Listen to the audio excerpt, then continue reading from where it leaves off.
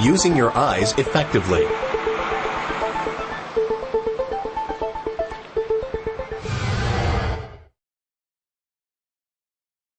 Using your eyes effectively while driving.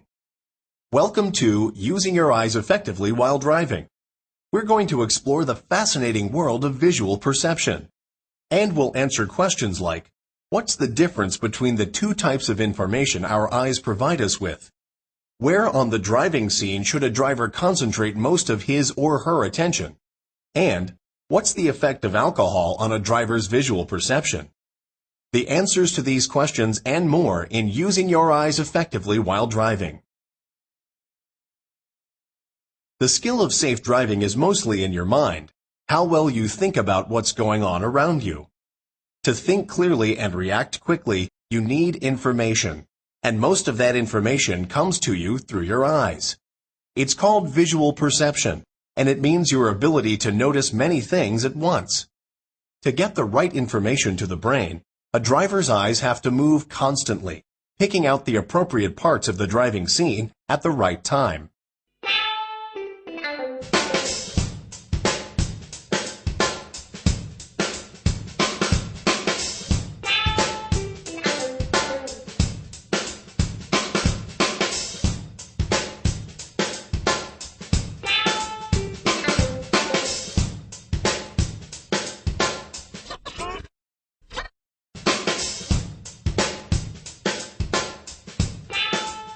How can you make sure you're using your eyes right when you drive?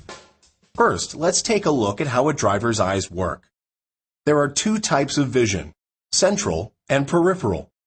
Our central vision is concentrated in the spot that covers about 3 degrees of our visual field. Peripheral vision, or side vision, covers the rest. Central vision is a very small area in the middle of your total field of vision. But central vision allows us to make some very important driving judgments, like estimating distance and reading details in the traffic scene. Our peripheral vision, or side vision, is not as sharp as central vision, but it is more sensitive to light and motion. That's a good thing, because it helps us detect events to the side that are important to us, even if we aren't looking directly at them. Events like cars entering our field of vision from the side, or warning lights on ambulances, police cars, and other emergency vehicles. Central vision plus side vision make up the entire visual field, the main source for the information that every driver needs for safe driving. Most driver mistakes are caused by bad habits in the ways they use their eyes. Let's take a look at the best way to make our visual perception work for us when we're driving, because how you use your eyes will determine how safely you drive. Where in the driving scene should a driver concentrate the most attention? Most of a driver's attention should be concentrated on the vehicle's intended path of travel. There are 3 basic rules to follow in developing good eye habits for driving. First, aim high and look ahead, not down. The experienced driver's attention is focused on the road ahead, with the central vision following the intended path of travel. Second, keep your eyes moving. The good driver concentrates on selecting details in the traffic scene and on the distance between the car and objects ahead. Third, get the big picture. Search the whole scene, not just part of it. Check the rearview mirrors to see ahead and behind you. As you approach an intersection, watch for vehicles and pedestrians moving in all directions, for traffic control devices, and for anything else that might block your vision or otherwise increase risk. Now let's see how these rules work in some actual driving situations. Driving is primarily a task of information processing, but in order for us to learn what visual cues are important for driving, we must be able to describe the driver's visual search process. This is a representation of a driver's visual field. The oval area in the middle of the field represents central vision. The grayed area surrounding the oval represents side vision. When we drive, our eyes move in a series of rapid, jerky movements. Between each movement, the eye pauses for a fraction of a second, then darts to another part of the scene. These pauses are known as fixations. Now, even though these fixations are very short, they give the driver's brain time to gather important information from the eye's image of the driving scene.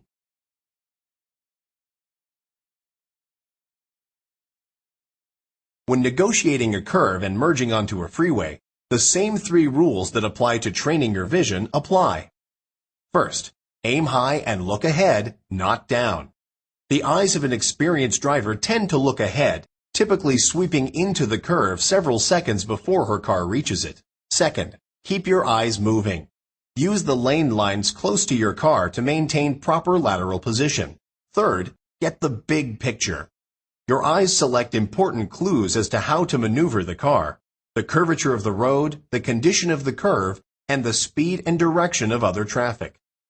Merging is another potentially difficult maneuver. A good driver starts sampling the conditions in the stream of traffic 10 seconds before reaching the merge point. In a merge situation, experienced drivers maintain lane position by glancing momentarily to the right side of the road. They always maintain an awareness of other traffic patterns developing around them. Train your eyes to follow the 3 rules. Aim high and look ahead, not down. Keep your eyes moving. And get the big picture. Keep these rules in mind whenever you drive, and your eye habits will improve.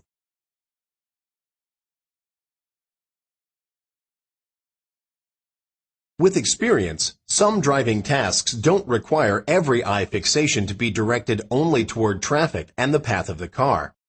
For example, a driver may be concerned with avoiding a pedestrian, but can still maintain control of the vehicle with only very brief glances at the intended path of travel. Experienced drivers develop the ability to use side vision to judge distance.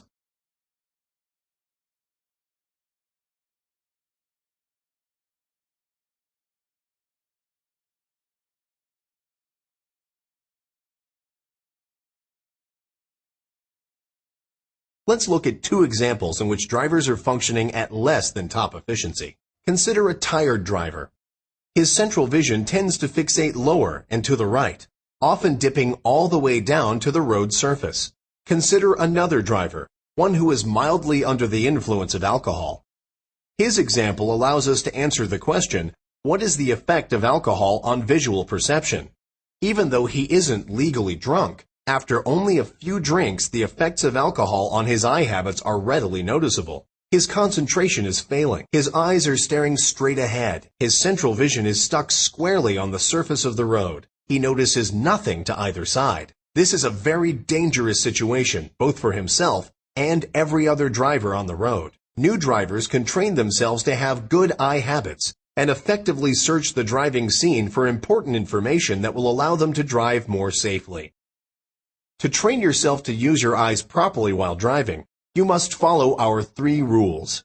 First, aim high and look ahead. Give yourself a visual lead time of at least 20 to 30 seconds. That's about 2 city blocks at 30 miles per hour, 4 at 55.